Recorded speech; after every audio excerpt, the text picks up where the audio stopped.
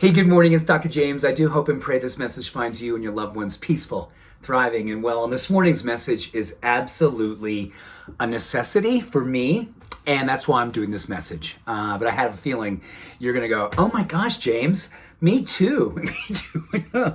Oh man, this is like so connected to what's happening in the world today.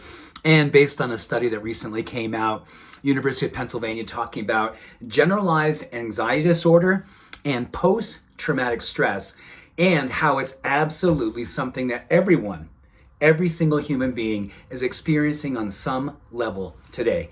It doesn't matter how good you are at meditating. It doesn't matter how good you are at disassociating. It's just permeating everything. And there's varying degrees. And this is a really, really important time for all of us to step back and ask ourselves, what can we do? And I spoke a little bit about this a couple weeks ago. It's called Locus of Control. And it's basically the science by which we know that the more we put our energy outside of things that we don't have control over, the more we feel anxiety, the more we're going to feel stress, the more we're going to feel depressed, and the more mental and emotional unwellness we will experience. And just the way that connection is working these days, which is so much connected to technology, don't you find yourself every day just you're leaving your bubble, you're going out, you're seeing things on Facebook, you're seeing things in the news, you're hearing people say certain things, you're going, oh my gosh, and your energy starts to leave your heart. It starts to go up into your brain, into the spaces associated with stress, the amygdala, associated with fear and smallness and lack of courage and lack of connection. So here's what I know that science is telling us, and I know this because this is what my body, my mind, and my soul are telling me. There are things such as politics, the weather, people, traffic, the media, the world, what's going on out there. Those things have a tendency more and more to pull us out and to make us feel like we can control them, or at least very much we stew on them and ruminate on them. And they start to really take us out of our sweet spot, of our power center, of our center of love. But if we can build our day, and I say if we can, we have to. If we can build our day in such a way that we really connect to the things that we have infinite control over, research is absolute, 100% telling us that we will reduce stress, we'll reduce depression, we'll reduce that sense of, I don't know what to do with myself and I'm starting to really lose myself. You come back to yourself. Exercise, just knowing that you can take a walk every day, writing it down and then doing it, coming back and crossing off, being a witness that you actually followed through on something that you had control over and you did it for yourself.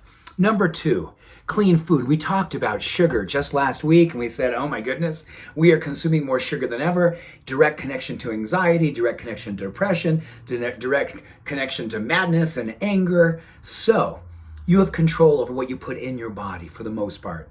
And not everyone has infinite control, but hopefully you have enough of a place in you that you can actually make the choices to put clean food in your body. And when you're getting ready to make a choice, just simply say to yourself, what would love do now? And make a choice based on what love does. Love chooses clean, healthy, vibrant food. Number 3, the thoughts that you think. Stinking thinking is an epidemic right now. So use your self-awareness as one of your greatest assets, one of your power centers. Do not open your mouth unless you have something kind to come out. If it's not going to be kind, may it be authentic and truthful. But do not get yourself into a place where it's about proving before you are listening. And I know there's a lot of things that I see out there that I go, oh gosh, they're so wrong. And I know what's right. Well, you know what? I can do that through my actions. If being right is being loving, then I'll just be loving. I don't have to tell someone they should be more loving. If being right is not spewing anything of anger, then you know what? I will hold on to that and I'll channel it and turn it and transform it into something that comes out as love. Because I do believe love leads better than hate. No question, always. So these are the things that I'm working on in terms of my thinking. Kindness. We know that it literally is contagious. We know that it actually starts with us, controls the way that our body produces certain hormones associated with longevity and happiness, also reduces the hormones associated with premature death and disease, and all the things associated with inflammation, systemically speaking. And lastly, authenticity. Authenticity. authoring your world, authoring your life, authoring what it is that you do around your locus of control. You get an opportunity each and every day to center yourself in a space of grace. It's when we leave that space of grace, we go out there and try to change others by deeming them to being wrong or losing ourselves in what it is that they do, is where the sadness and the rage begins. Center yourself. Get clear about what it is that you want to do in the world. Do these things: exercise, food, thoughts, kindness, authenticity, galvanize, strengthen, encourage, and then go out in the world and be a model for those things. You convince by your presence. Your actions coming from your heart, not from your fear, are the things that will change the world. Locus of control. Act locally. Transcend globally. It's a beautiful time. Thank you for your work. Thank you for being the change we wish to see in the world. Much love and all blessings. Have a beautiful day. Bye for now.